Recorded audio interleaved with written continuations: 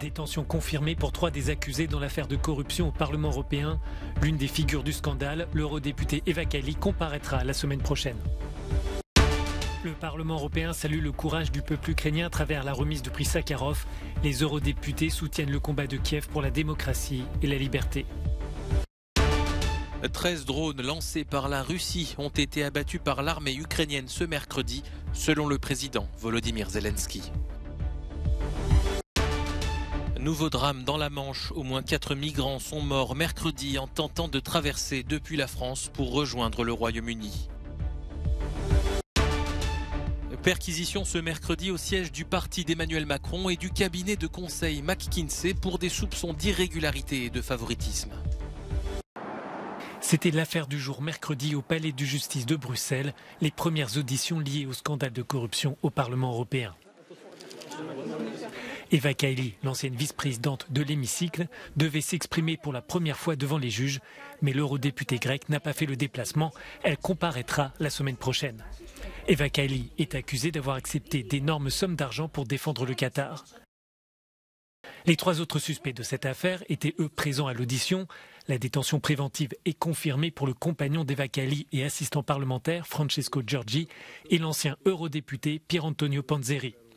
Le dernier accusé, selon les médias italiens, Niccolò Figa Talamanca, le secrétaire général de No Peace Without Justice, reste lui aussi détenu, mais avec un bracelet électronique. La police belge a saisi au cours d'une vingtaine de perquisitions 1,5 million d'euros dans une valise et des sacs. Les enquêteurs se sont rendus au domicile des suspects ainsi qu'au Parlement européen à Bruxelles. La police française a scellé plusieurs bureaux au siège de l'institution à Strasbourg. 6 personnes ont été arrêtées depuis vendredi. 2 d'entre elles, dont le père d'Eva Kaili, ont finalement été relâchées. Le peuple ukrainien a reçu mercredi le prix Sakharov du Parlement européen. À travers cette récompense qui met en avant la liberté de l'esprit, les eurodéputés rappellent ainsi leur solidarité avec Kiev dans sa lutte pour la liberté et l'indépendance. La société civile ukrainienne et des responsables élus étaient présents dans l'hémicycle pour recevoir le prix. Nous avons été témoins de la résistance inspirante de citoyens ordinaires qui ont fait le sacrifice ultime pour retarder une colonne de chars, de personnes âgées qui se sont levées pour faire face aux troupes russes avec pour seule arme leur fierté, de femmes courageuses contraintes d'accoucher dans des stations de métro souterraines. Pour ce peuple, le message de l'Europe est clair. Nous sommes aux côtés de l'Ukraine. Nous ne détournerons pas le regard.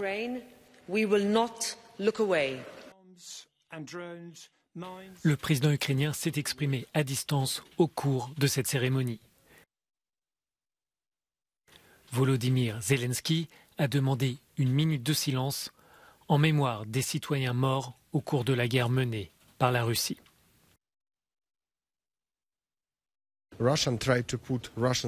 La Russie a essayé de faire entrer la propagande russe dans la tête des citoyens en zone occupée, en disant que la Russie était là à tout jamais, que l'Union européenne et les institutions européennes les avaient oubliés, qu'ils ne seraient jamais libérés.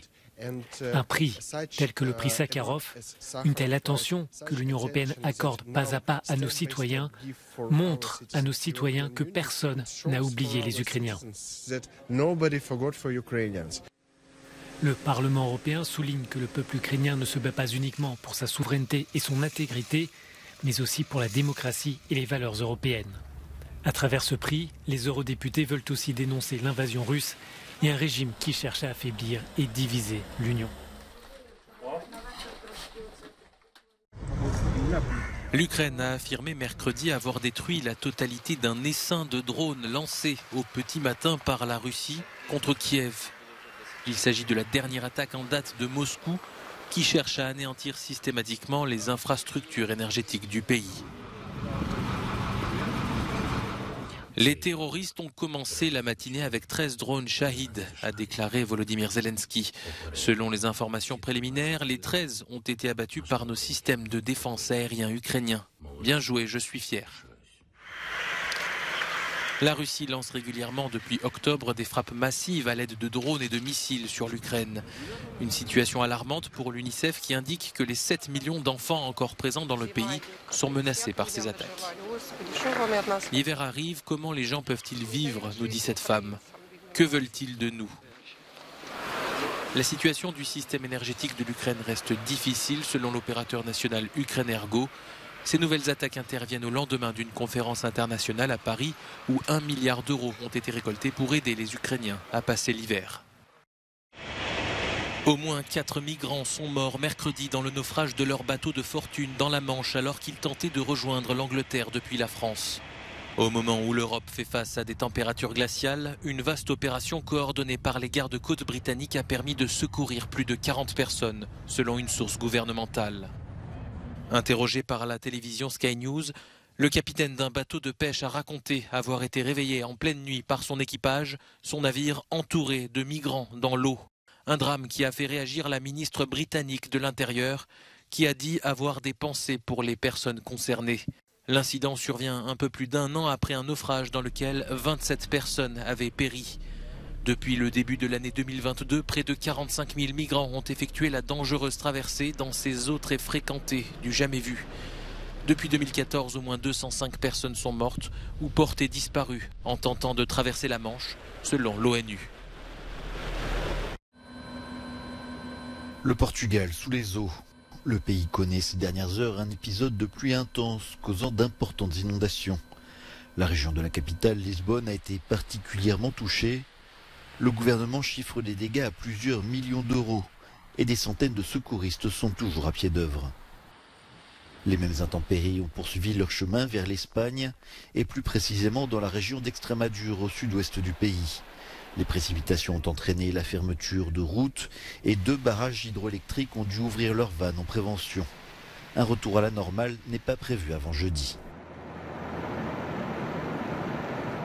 Plus au nord, c'est la neige qui a perturbé le quotidien, comme sur ces images près de Lyon en France ce mardi. Plusieurs centimètres de poudreuse ont rendu la circulation particulièrement périlleuse. 3 personnes sont mortes dans des accidents de la route. Ce mercredi, la neige est également tombée sur la région de Paris. Les Franciliens sont appelés à limiter leurs déplacements. Aux États-Unis, des vents puissants ont transformé ces paysages du Colorado en petite Sibérie.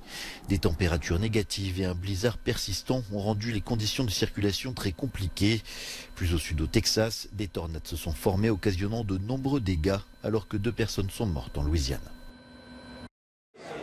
Les ministres européens de l'énergie ont échoué à s'entendre sur un plafonnement des prix du gaz. Bruxelles s'est donné 1 semaine pour avoir un accord.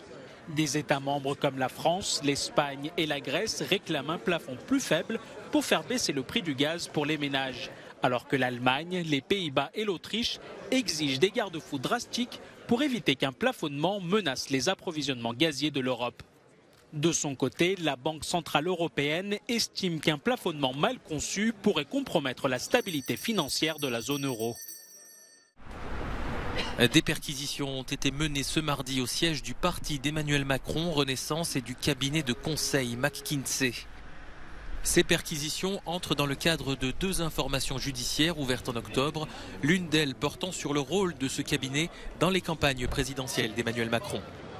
La justice cherche à savoir si le cabinet n'a pas fait bénéficier au candidat Macron de travaux et d'expertise qui auraient dû être comptabilisés dans les dépenses de campagne. La justice enquête également sur l'augmentation du nombre de contrats passés entre l'État et McKinsey entre 2018 et 2021, afin de savoir si l'entreprise avait été favorisée par l'exécutif français.